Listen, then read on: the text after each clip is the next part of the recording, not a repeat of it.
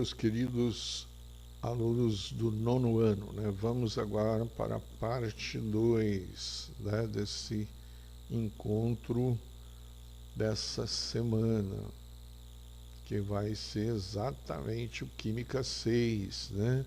Na verdade, o capítulo 6 do caderno 2, página 516. Vamos lá, vamos pegar a apostila direitinho, né? Que o assunto é novo, né? Um assunto 0 quilômetro aí, tá?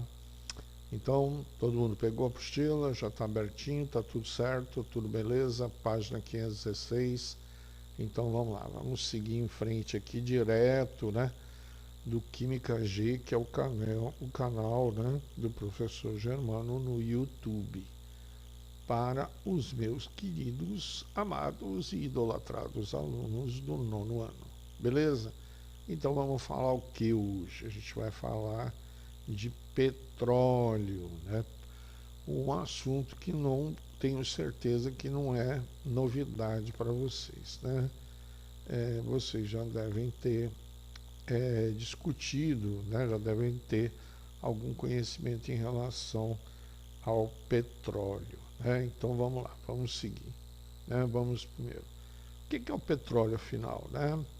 Petróleo é um líquido viscoso, né, que apresenta resistência ao escoamento, ou seja, se eu virar assim, se ele estiver dentro de um recipiente, se ele estiver assim pela metade, né, então eu viro ele para derrubar, ele vai demorar para cair, né? É isso que é resistência ao escoamento. É como se fosse mel, né? Demora para cair, né? Você vira assim para colocar no copo, ele demora para cair. Ou seja, a sua viscosidade é bastante alta, né? Ele tem uma velocidade muito pequena de escoamento, com coloração variável, dependendo do local de origem da composição, né? Você pode ver aqui que nós temos alguns exemplos, né, de tipos de petróleo aqui do Cáucaso, né, ali na região da Rússia, né, que é na verdade até uma região bastante rica, né, em jazidas de petróleo. No Oriente Médio um pouco mais escuro, preto, né, na verdade. Na França também, no Brasil também, tá? Então eles têm, na maioria das vezes, é um líquido negro, né? Tanto que ele é conhecido como ouro negro, né? Ok? Então, amostras de petróleo obtidas, né, em diferentes regiões da Terra, note que, então, a gente pode perceber que o petróleo a gente encontra no planeta inteiro, né? Na verdade, a gente vai conseguir encontrar ele no planeta inteiro, né? Então, esses equipamentos, né, com tecnologia moderna, hoje é muito fácil, né, para você fazer sondagens, né, em regiões que você meio que desconfia, né, da existência do petróleo, e depois você vai lá e confirma, né? Por exemplo, isso aqui é um navio, né, um tipo de navio que na verdade é um navio sonda, né, que é onde se faz as primeiras pesquisas e sondagens em locais onde possivelmente poderá existir o petróleo, né? O petróleo ele acabou, né, pelas suas riquezas, né, ele acabou se tornando, né, a nossa principal matriz combustível do mundo moderno, né, a partir do início do século XX, né? Vocês lembram, né, que até ali o início do século XX a iluminação, né, ela era pela chama, né, fogo. Então, existia vela, existia, né, pavio, existia aqueles lampiões, né, e esses aparatos, eles eram usados para quê? Para iluminar, né, à noite, né? À noite nós não tínhamos lâmpada, não existia lâmpada, né? Então, e qual era o combustível que era usado, né? Era óleo de baleia, era, era, era um tipo de betume cru ainda, muito cru, que não era refinado, álcool, né? Tinham vários tipos de combustíveis que eram usados nesses equipamentos que eram usados para a iluminação noturna, né? Ok? E, e aí, o que aconteceu ali? O petróleo, né? Um cara chamado Rockefeller, um americano, né, nos Estados Unidos, no início do século XX, ele consegue determinar uma metodologia onde ele conseguia extrair um subproduto desse líquido viscoso preto chamado querosene. Aí ele deu um nome, né, para esse subproduto de petróleo como querosene. Para quê? Com que objetivo? Para justamente ser o combustível dessa iluminação noturna. Então aí os lampiões, né, esses equipamentos que eram utilizados passaram a utilizar o querosene como combustível para queima, né, e geração de uma chama com o objetivo de iluminar. Ora, esse cara, né, Rockefeller, né, ele acabou ficando trilhardário, né, porque ele passou a vender querosene para os Estados Unidos inteiro, né? Ele começou, foi o primeiro processo, né? O primeiro processo em ordem, em escala industrial de destilação do petróleo, ou seja, na busca de um subproduto através do petróleo. E aí o petróleo torna-se a principal matriz de combustível do mundo inteiro, né? Aí logo em seguida depois vieram os motores a explosão, que aí utilizavam, né, um outro subproduto, que era a nafta. Na verdade, a nafta é gasolina. Depois os aviões, né, com querosene de aviação. O querosene de aviação é um querosene mais leve do que aquele usado nos lampiões, tá? E aí começou a se utilizar óleo combustível, né, para a ferrovia, né, para as máquinas, né, de ferrovia e tal. O óleo diesel, né, para também impulsionar motores à explosão das máquinas, principalmente, né, nos Estados Unidos houve esse grande desenvolvimento, né, porque eles investiram muito também em ferrovias, né, que cortavam o país de leste a oeste, e aí eles utilizaram esses subprodutos de petróleo. Por isso que o petróleo acabou sendo o principal, né? Hoje é o principal, ainda hoje é o principal combustível utilizado como matriz energética da maioria dos países, né? Então, o que significa isso? Que a maioria dos países precisam de petróleo, né? Dependem do petróleo para movimentar suas comunidades, né? Fazer transportes e etc, etc, etc. Né? O Brasil é um dos poucos países que viabilizou uma segunda matriz energética, de forma a não ficar totalmente dependente do petróleo. Essa matriz é o álcool, né, o etanol, que é originário, né, que é processado a partir da cana-de-açúcar, né, da garapa, né? Então, beleza. Então, e o petróleo vem da onde? Onde que está o petróleo, né? Depois que eu faço aquelas prospecções, né? Então, ele está num bolsão, né? Ó, tá vendo aqui, ó?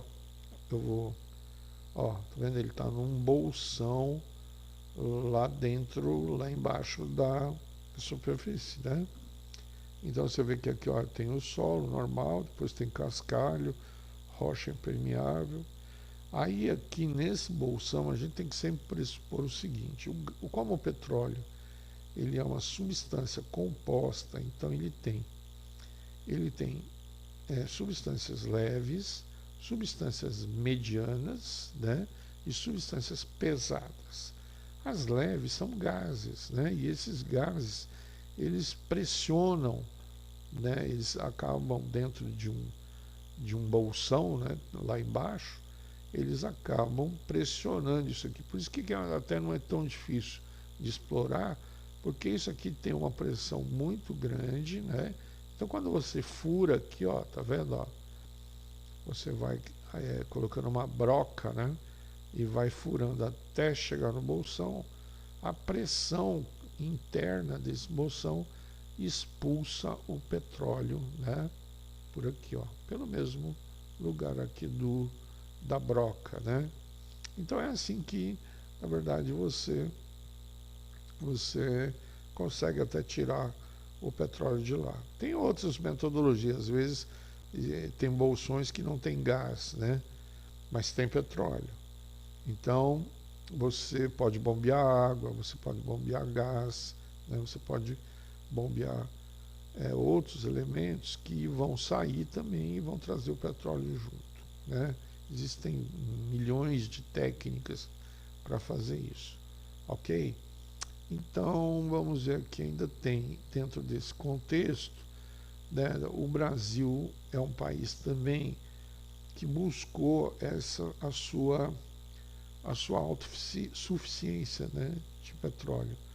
Porque o país que é autossuficiente de petróleo, ele não depende, né, de comprar petróleo de outros países. Então, se você tem o seu próprio petróleo, fica muito mais fácil, né, para você administrar todo o contexto, né, da sociedade.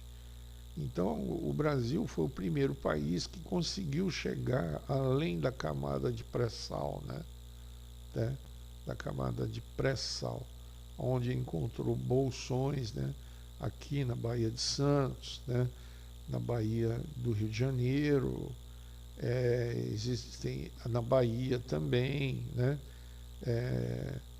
e são jazidas, né, são reservas petrolíferas com quantidades quase que incalculáveis, né, de tanto petróleo que tem por aqui, né, dentro dessas camadas. E o Brasil foi o primeiro país, né, a Petrobras foi a primeira empresa que conseguiu, né, viabilizar a tecnologia, né, para chegar nesse ponto aqui, ó, que é exatamente esse que vocês estão vendo aqui, ó. Tá vendo aqui, ó, que tem um bolsão, né? E esse bolsão está onde? Está na camada que a gente chama de pré-sal. Por quê? Porque como é que é composto, né, essa sequência dentro do contexto do oceano? Eu tenho a água, né, do oceano, tenho o fundo do oceano, que é a primeira camada, né? Aí eu tenho uma camada que a gente chama de pós-sal, né? Uma camada de pós-sal, ou seja, é a camada depois da camada de sal. Por quê? Porque eu tenho aqui, ó, 3.000 metros, eu tenho uma camada de sal. Exatamente, cloreto de sódio, tá? E aonde que está esse petróleo? Está na camada pré-sal, né? Na camada que antecede a camada de sal. É muito, né? Ó, vocês podem ver aqui que é muito longe, né? São quase que 5.000 metros ou 5 quilômetros lá para baixo do fundo do oceano, né? Bastante longe. Então você vê que não é tão fácil assim a exploração. É uma exploração que, lógico, que colocou o Brasil entre os países que têm muito petróleo, mas um petróleo muito caro de ser explorado, né? Porque ele é muito longe. Ele tem, até você chegar na camada pré-sal, né? Você tem um custo de produção aqui enorme, beleza?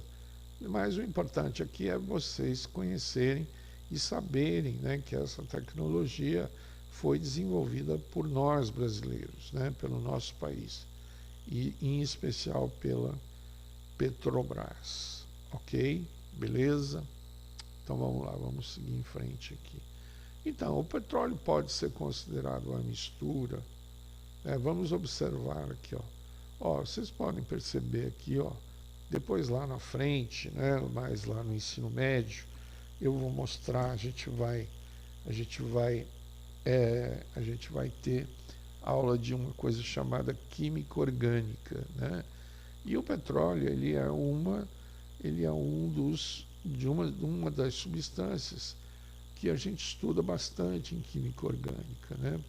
Química orgânica é a química do carbono, é aquela química onde o carbono é o principal protagonista, né? O carbono faz 4 ligações, portanto ele faz enormes cadeias, né? Um se liga no outro assim, a perder de vista. E quando nós temos carbonos e hidrogênio, nós temos uma classificação que é conhecida como hidrocarbonetos. Quem que é hidrocarbonetos? São compostos, né? São compostos orgânicos, onde nós temos na sua estrutura somente carbono e hidrogênio. Ah, professor, só carbono e hidrogênio? Sim, só carbono e hidrogênio. E quem é essa substância? É o petróleo, exatamente petróleo.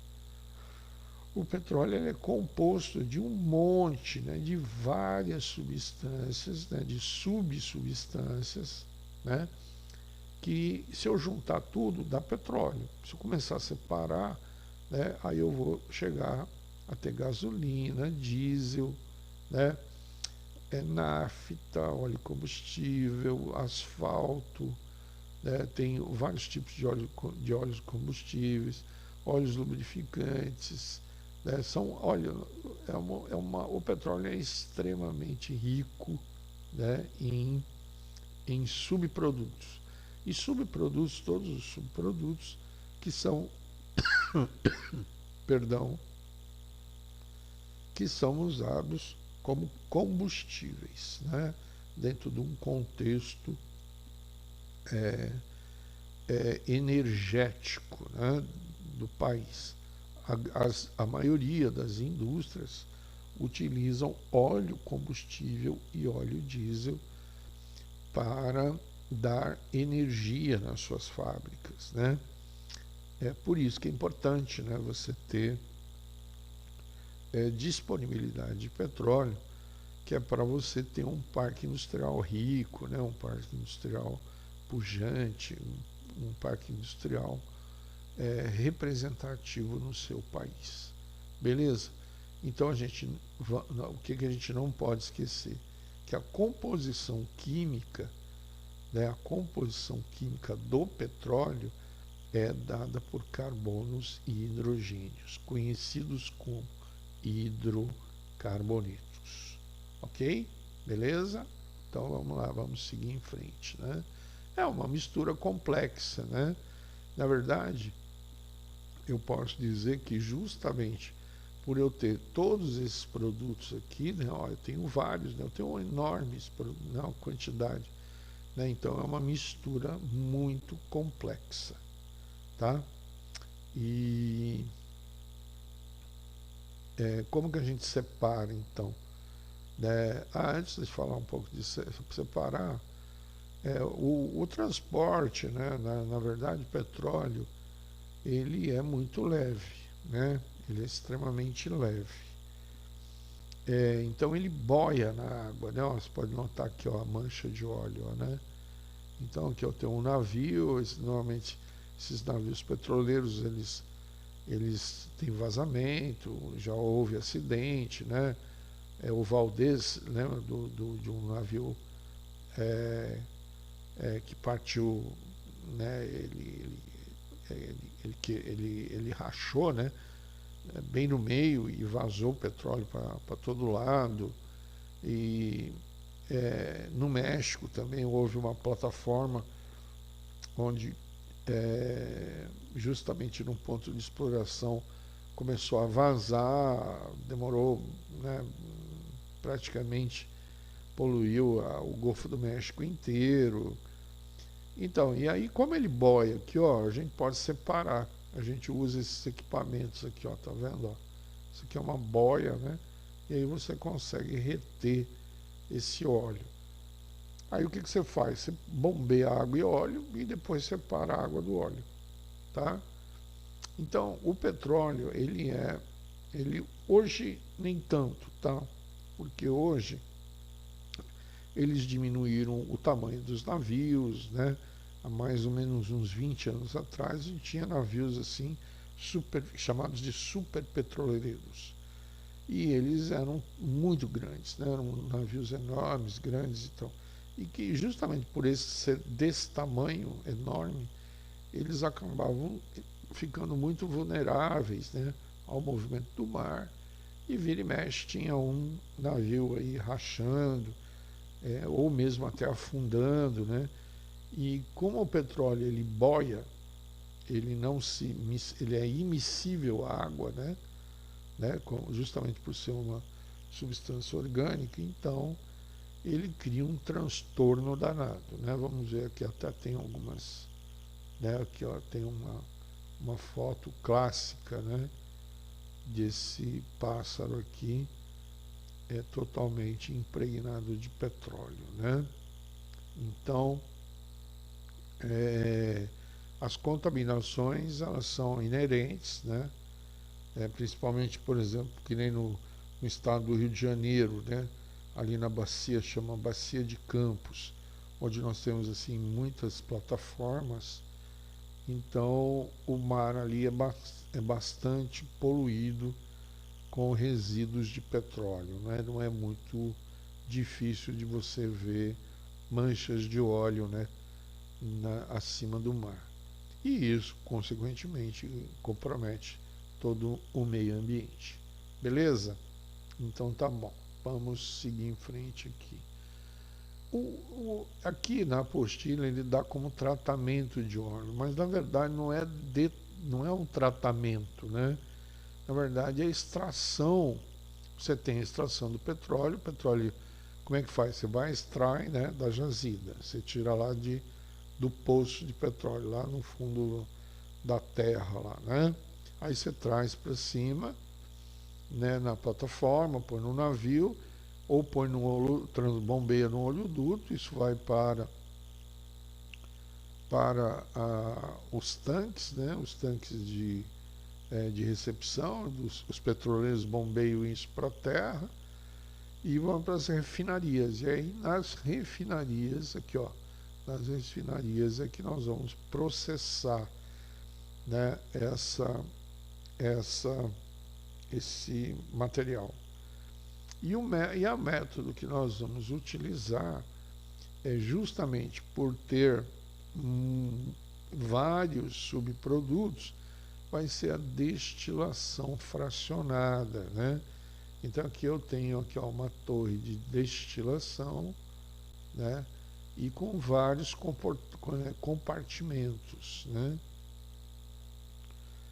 Então você pode perceber aqui, ó, então aqui eu tenho um tanque, né, uma bomba, aí ele joga aqui na fornalha, a fornalha aquece até uns 500 graus mais ou menos, aí você joga aqui dentro da torre, aí o vapor de petróleo, aquilo que é pesado vai ficar aqui no fundo, né?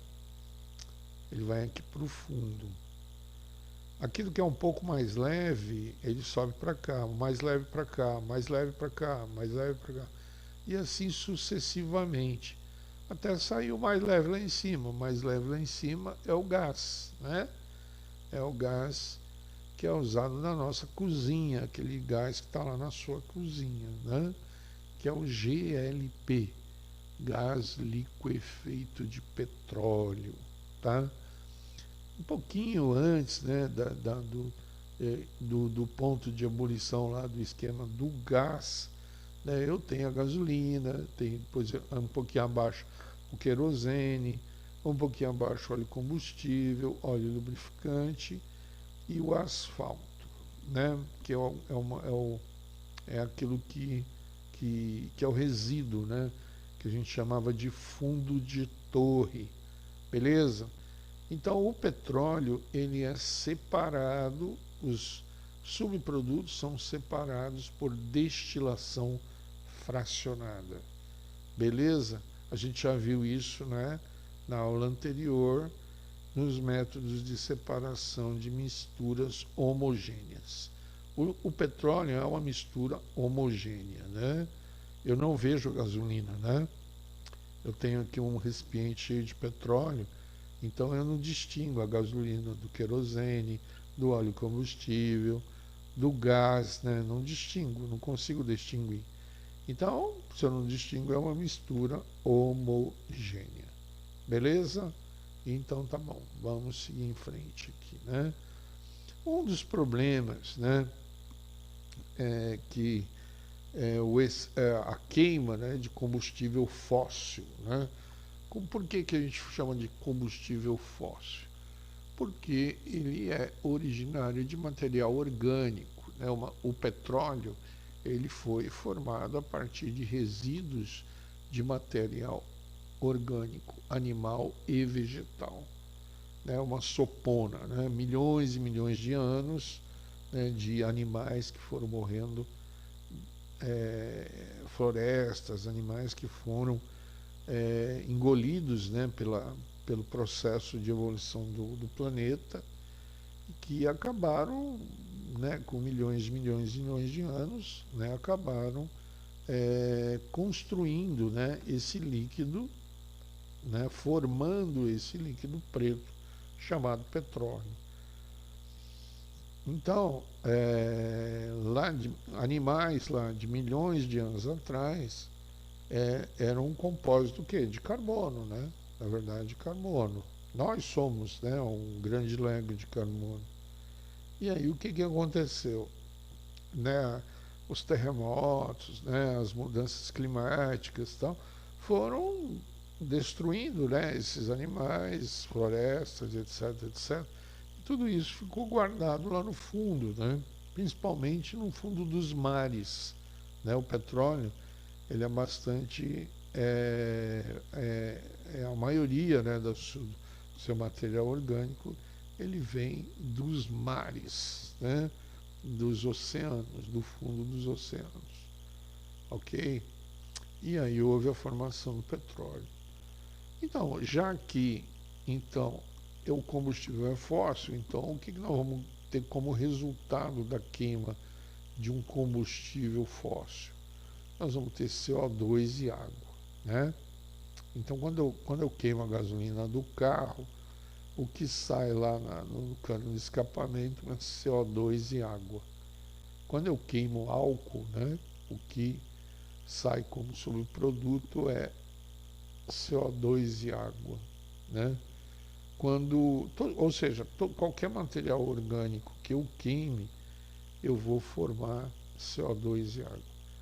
Ora, CO2 é o que nós temos já na atmosfera, e o CO2, o dióxido de carbono, ele funciona, né? Ele tem uma capa em volta do planeta que ele regula as temperaturas do nosso planeta. Ou seja, ele é um elemento super importante para manter o equilíbrio do aquecimento global, né? Tem muita gente que fala, não, por causa do aquecimento global, porque o aquecimento global não é uma coisa ruim, ao contrário, é uma coisa boa, né? Por quê? Porque ele mantém as temperaturas do planeta, na superfície do planeta, entre, vamos colocar assim, né? Eu vou ser bem, para vocês entenderem legal, menos 50 graus Celsius e no máximo de mais 60 graus Celsius. Então, esse tipo de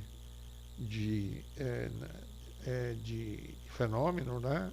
Isso é gerado pela quantidade de CO2 que nós temos na atmosfera, né? Os raios solares vêm, batem na superfície, refletem e quando eles refletem, o CO2 segura o calor na superfície.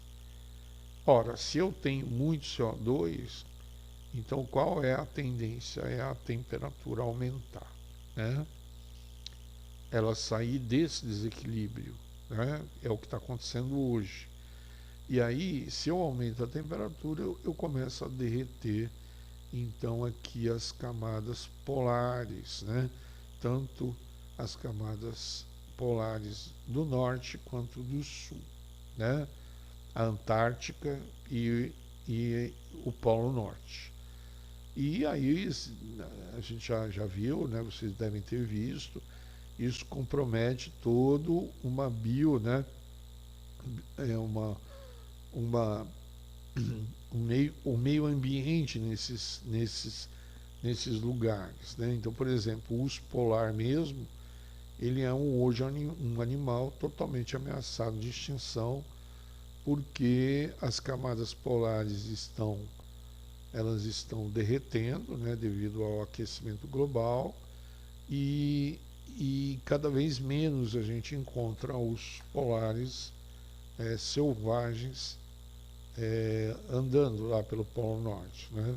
Justamente por isso. Então, qual seria a solução? Hoje a gente queima muito combustível fóssil por causa de automóveis, caminhões, indústrias, né?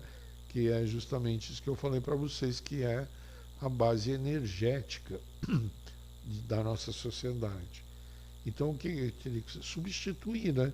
A gente poderia substituir pelo álcool, por exemplo, podíamos substituir pelo hidrogênio, né? Provavelmente, no futuro, nós vamos usar o hidrogênio, né? Agora, pode ser também uma bateria elétrica, né? A gente pode usar eletricidade, energia solar, energia dos ventos, né? Que é a energia eólica, né? Entende? A gente pode substituir, né? A gente tem como substituir o petróleo. Hoje já existe uma consciência da humanidade nesse sentido, né? Já se busca muito esse tipo de performance. Por quê? Porque se nós continuarmos no ritmo que nós estamos, sem dúvida nenhuma, nós vamos ter muitos problemas no futuro com essas temperaturas mais altas, né? Elas vão comprometer toda a relação de vida, né, no planeta. Beleza? Então tá bom, vamos seguir em frente aqui. Vamos fazer os exercícios, então, da nossa aula, ok? Então vamos lá. Então vamos lá, atividade 1, página 520, exercício número 1. Né? As imagens mostram duas paisagens bem diferentes, nas quais ocorre a extração de petróleo. Utilizando informações sobre a origem do petróleo, o que essas duas paisagens têm em comum? Né? O que as duas têm em comum? Então vamos lá. Apesar dessas paisagens serem muito diferentes nos dias atuais, os locais de onde o petróleo está sendo extraído, né, deserto e fundo do mar, foram leitos de antigos mares que, em épocas remotas, sofreram modificações apropriadas para transformar matéria orgânica animal e vegetal em petróleo. Para remover as rochas, pode-se fazer uma filtração e, para a remoção da água salgada, uma decantação. Beleza? Então, aqui, ó, o que ele está querendo dizer é o seguinte, que aqui eu tenho uma plataforma no mar, né? Agora, o petróleo aqui também ele está localizado nessa parte que não é no mar, porque um dia esse lugar aqui já foi mar, né? Ok? Lá atrás, né? E aí com o movimento de todas as placas tectônicas, né? Que movimentaram a Pangeia e etc, etc. Hoje nós temos lugares que são secos, né? Superfície seca, que um dia já foi mar, né? Beleza? Então é isso. Esse primeiro exercício é isso aí. No processo de extração do petróleo, é comum a presença de rochas e água salgada acompanhando o óleo. Com base em seus conhecimentos de separação de misturas, responda: quais são as técnicas mais apropriadas para remover as rochas e a água salgada do petróleo, né? É filtração e decantação, né? Aqui, ó, primeiro eu tiro, passo um filtro, né? E aí eu removo toda a partícula sólida, né? Rocha, pedaços de madeira, um monte, né? de sólidos em suspensão, areia, né? Tem um monte de coisa e segura por filtração. E depois, para a remoção da água salgada, como a água e o óleo não se misturam, então é só eu deixar ele quietinho lá, que a água separa do petróleo. Beleza? Então vamos lá. Consulte o esquema da torre de destilação apresentado anteriormente para responder as questões. Então voltar lá na torre de destilação, né, para responder. Qual fração tem em média maior quantidade de átomos de carbono? Querosene ou óleo diesel? Então é aquele mais pesado, né? Quanto mais pesado for o subproduto de petróleo, maior vai ser a quantidade de carbonos. Então é o óleo diesel, né?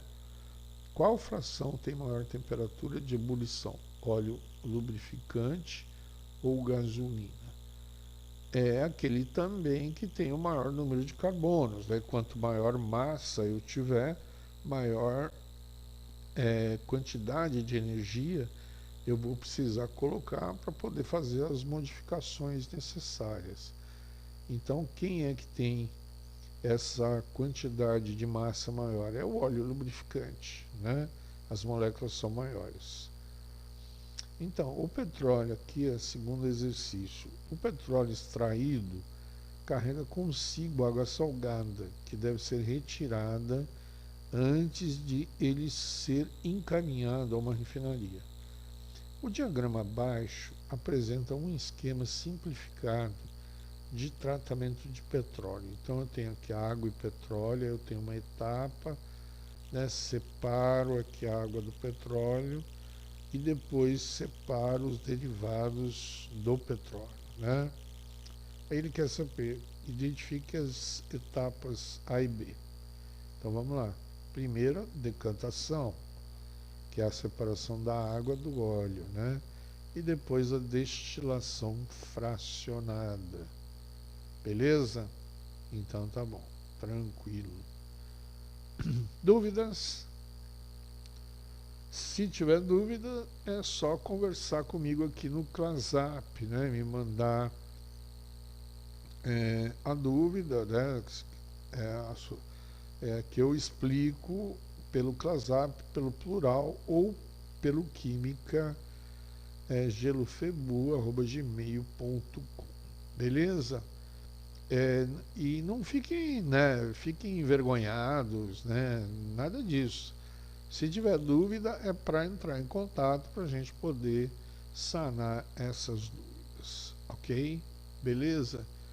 Então vamos seguir em frente aqui. Não esqueçam de fazer a lição de casa, né? Referente a esse assunto aqui do petróleo, que foi o capítulo 6, né? Façam essas lições, né? A lição de casa. Tentem fazer o rumo ao ensino médico também, tá bom?